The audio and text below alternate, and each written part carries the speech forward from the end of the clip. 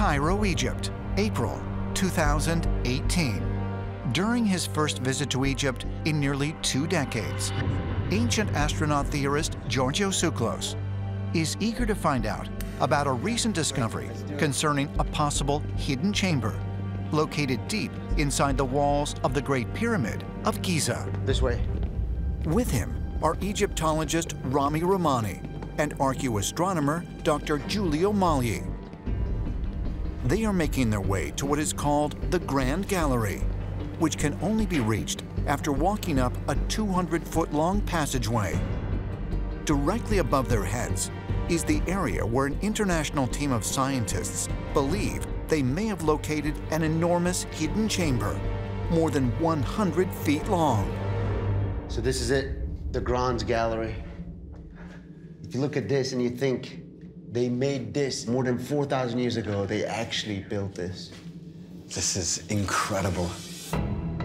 From here to the ceiling is about 10 meters high, and it goes about 50 meters in, which is 150 feet deep. I mean, that just gives you an idea of how huge this place is.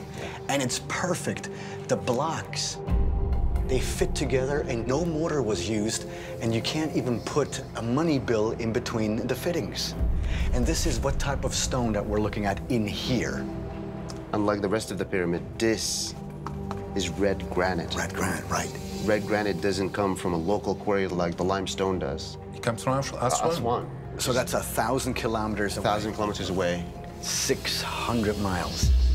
So you think the void is right on top of our heads here? I think it covers the Grand Gallery. And how big is it in relation to where we're standing? It should be as big as this gallery. Okay, wow. The news of a possible 4th chamber within the Great Pyramid has become a source of great controversy inside the archaeological community. They have long held the belief that pyramids were essentially built as burial vaults, each possessing no more than 3 chambers. Archaeologists and Egyptologists claim that they were tombs for the pharaohs, and yet no Egyptian pharaoh was ever found in a pyramid in Egypt. We have found the mummies of many Egyptian pharaohs, but they're found in vaults deep underground at the Valley of the Kings in Luxor, hundreds of miles away from the pyramids. The pyramids, they have no real explanation of what their purpose was. When we found this pyramid, there was no mummy. There were no treasures, no nothing, no hieroglyphics, nothing. What if all this that we're looking at is a decoy? You just raised a very interesting point. The fact that we've come so far into this chamber and the entire way, not a single hieroglyphic, because throughout the rest of Egypt, the walls are plastered with inscriptions telling the story of how it was built and by whom and when. Yet here, so far, complete anonymity. Absolutely. Because the walls inside the Great Pyramid contain no hieroglyphics, and there is no evidence that the colossal structure was ever used as a tomb or temple, there has been increasing speculation as to its original purpose. One theory, held by numerous scientists and archaeoengineers, is that the pyramid, and others like it, may have been built as one in an enormous network of power plants. Christopher Dunn's theories indicate that some of these pyramids had chemicals mixed in them. And in fact, studies of his working devices have shown that this probably would work. Pyramids were actually geomechanical devices. In other words, they were attached to the earth. They were tuned to vibrate with the frequencies of the earth, and they converted the energies of the earth into electromagnetic energy.